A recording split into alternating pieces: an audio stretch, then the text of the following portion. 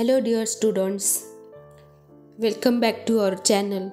Today we are going to learn 2.1 The Clothes Line. The Clothes Line, this poem is written by Charlotte Drude Cole. नमस्ते विद्यार्थी मित्रांनो, तर आज आपण 2.1 the clothes line या कवितेचा अभ्यास करणार आहोत. द क्लोथ्स लाईन म्हणजे कपडे वाळत घालण्याची दोरी. तर या कपडे वाळत घालण्याच्या दोरीवर ही कविता लिहिली गेलेली आहे. Hand in hand they dance in a row, hither and thither and to and fro, flip flap flop and away they go, fluttering creatures as white as snow. Hand in hand they dance in a row, hither and thither and to and fro. तर एका दोरीवर कपडे वाळत घातलेले आहेत आणि कवयित्री इथे म्हणत आहे की जणू ते एका ओळीमध्ये एकमेकांचा हात धरून डान्स करीत आहेत. हिदर अँड दिदर म्हणजे इकडे आणि तिकडे, अँड टू अँड फ्रो म्हणजे इकडे आणि तिकडे किंवा मागे पुढे आणि खालीवर, अशा प्रकारे ते कपडे, ती दोरी हलत आहे.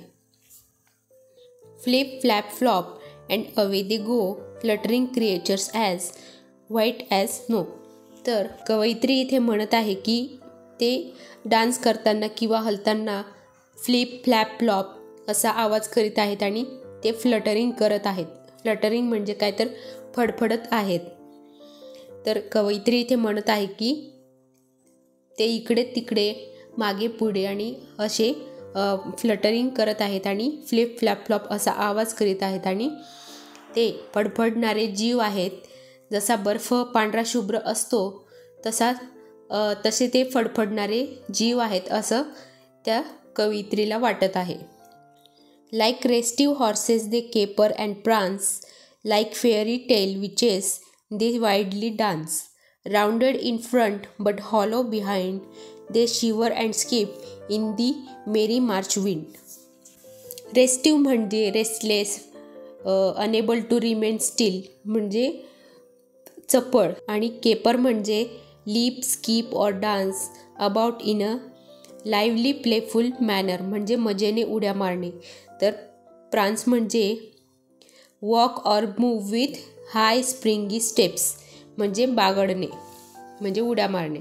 पोएटेसला असं वाटत आहे की ते कपडे, दोरीवरचे कपडे एखाद्या चपळ घोड्याप्रमाणे आहेत जो की खूप मजेने उड्या मारत आहे आणि खूप मजेने बागडत आहे, उड्या मारत आहे, अशा घोड्यासारखे ते कपडे आहेत. किंवा मग लाईक फेअरी टेल विचेस दे वाईल्डली डान्स, किंवा मग जसं फेअरी टेल्समध्ये असतात, परीकथेमध्ये ज्या विचेस असतात त्या जशा डान्स करतात तशा प्रकारे ते कपडेसुद्धा विचेसप्रमाणे डान्स करत आहेत. Rounded in front but hollow behind, they shiver and skip in the merry march wind. Rounded in front म्हणजे पुढून ते काय वाटत आहेत की राउंडेड, जसे की ते त्यांच्यामध्ये हवा भरलेली आहे आणि एखाद्या फुग्यासारखे ते फुगीर दिसत आहेत. आणि हॉलो बिहाइंड म्हणजे मागून कसे दिसत आहेत तर ते पोकळ दिसत आहे. हॉलो म्हणजे पोकळ, तर मागून ते पोकळ आहेत असं वाटत आहेत.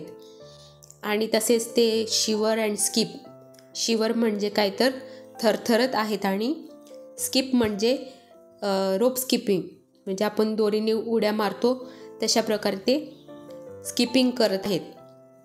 मार्च महिन्यातली वाईन एकदम छान आहे, अतिशय आनंदी वातावरण आहे आणि त्या आनंदी वातावरणात ते शिवरिंग आणि स्किपिंग करत आहेत. One I saw dancing excitedly, struggling so wildly till she was free, then leaving pegs and clothes line behind her, she flew like a bird and no one can find her. तर मग त्या कवयित्रीने एका कापडाला पाहिलं, दोरीवर एक कापड होतं, तर त्या कापडाला पाहिलं, ते खूपच जास्त एक्साइटेडली डान्स करत होतं आणि ते त्या दोरीपासून सुटका करण्यासाठी खूप स्ट्रगल करत होतं, त्याच्यावरून उडून जाण्यासाठी ते खूप धडपडत होतं. Living pegs and clothes line behind her, pegs म्हणजे काय तर आपल्या दोरीवर आपण कपड्यांना चिमटे लावतो ते चिमटे. तर त्या चिमट्यांपासून सुटका करण्यासाठी ते खूप स्ट्रगल करत होतं आणि उडून जाण्यासाठी प्रयत्न करत होतं. सो मग नंतर काय झालं, then leaving pegs and cloth line behind her she flew like a bird, no one can find her. मग त्यानंतर त्या कापडाने त्या चिमट्याला सोडलं आणि त्या दोरी कपडे वाळत घालण्याच्या त्या दोरीला मागे टाकलं आणि ते एखाद्या पक्ष्यासारखं उडून गेलं. ते इतक्या दूर उडून गेलं की कोणीही त्याला शोधू शकणार नाही, अशा प्रकारे ते दूर गेलं. I saw her gleam like a sail in the sun, flipping and flapping and flopping for fun. Nobody knows where she now can be, hid in a ditch or drown in a C.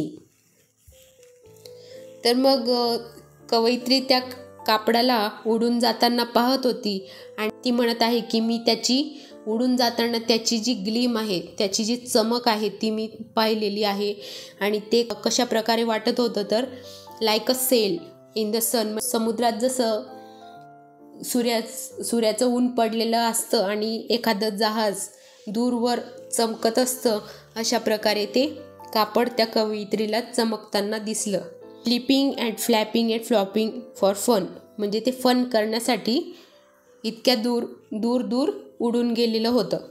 No Badi knows where she now can be, कोणालाही माहिती नाही आहे की ते किती दूर गेलेलं आहे, की ते आता कुठे असेल हे कोणीही सांगू शकत नाही. Hid in a ditch or drown in a sea. Ditch म्हणजे काय तर खंदक, म्हणजे ते एखाद्या खंदकात लपलेलं असेल का, की मग एखाद्या समुद्रामध्ये बुडून गेलेलं असेल. तर अशा प्रकारे थॉट्स त्या कवयित्रीच्या मनात येत आहेत. She was my handkerchief not long ago, but she will never come back to my pocket, I know. तर मग ते कापड, ज्या कापडाचं निरीक्षण कवयित्री करत होती, कवयित्रीचा एक हातरुमाल होता जो की आता खूप दूर गेलेला आहे. आणि कवयित्री येथे म्हणत आहे की कधीही माझ्या पॉकेटमध्ये तो परत येणार नाही, हे मला माहीत आहे. तर विद्यार्थी मित्रांनो, द क्लोथ्स लाईन अशा प्रकारे ही खूप छान कविता आहे आणि ती तुम्हाला व्यवस्थित समजली असेल आणि तुम्ही एन्जॉय केली असेल. आता आपण प्रश्न उत्तरांचा अभ्यास करूया. Read the poem allowed, recite any stanza of your choice from memory. तर ही कविता तुम्हाला मोठ्याने वाचायची आहे आणि या कवितेतील कोणता स्टांजा तुम्हाला आवडला तो स्टांजा तुम्ही पाठ करायचा आहे आणि म्हणून दाखवायचा आहे. Answer the following questions with reference to the poem. A. What is described in the poem? So, answer is the fluttering and dancing clothes on the clothesline and particularly the poet's handkerchief are described in the poem. B. What are the clothes compared to? Give 2 examples. Clothes are compared to restive horses and fairy tale witches and fluttering creatures and birds. C. What do restive horses do? Restive horses caper and prance. D. What do fairy tale witches do? Answer is fairy tale witches dance wildly. E. What did one of the fluttering creatures do? Answer is one of the fluttering creatures danced wildly, struggled and free herself and then flew off. F. What could have happened to the one who flew away? Who was she?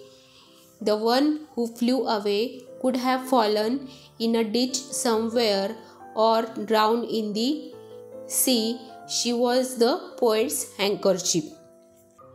When we say that 2 or more words rhyme, we mean that they end with the same sound or syllable. ज्यावेळी 2 किंवा अधिक शब्दांचा sound किंवा syllable same असतं त्यावेळेस आपण त्यांना rhyming words असे म्हणतो. For example sing, ring, Singh.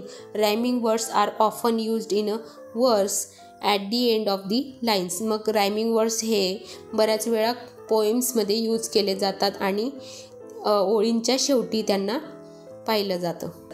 List the rhyming words from the poem. Note the words behind and wind. They have similar spelling, that is they look at the same. तर आपल्याला कवितेतील काही रायमिंग वर्ड्स लिहायचे आहेत, जसं की बिहाइंड आणि wind. तर यांचे स्पेलिंग काय आहे तर सेम आहे. But they are pronouns differently. परंतु त्यांचं उच्चारण जे आहे ते डिफरंट आहे. That is they do not sound the same. तर म्हणूनच त्यांचा साऊंड जो आहे तो सेम नाही आहे. This is known as eye rhyme. तर या अशा रायमिंग वर्ड्सला आय राईम म्हटले जाते. Separate the examples of eye rhymes from the following list. तर आता पुढील जी लिस्ट दिलेली आहे रायमिंग वर्ड्सची, त्यातून आपल्याला काही आय राईम्स या प्रकारातले वर्ड्स सेपरेट करायचे आहेत. सो कोणते कोणते वर्ड्स येथे दिलेले आहेत. Cry, try, stronger, longer, laughter, daughter, known, grown, known, shone, beat, feet, shirt, put, won, done, imply, simply. तर I rhymes are laughter and daughter, known, shone, shirt and put, imply and simply.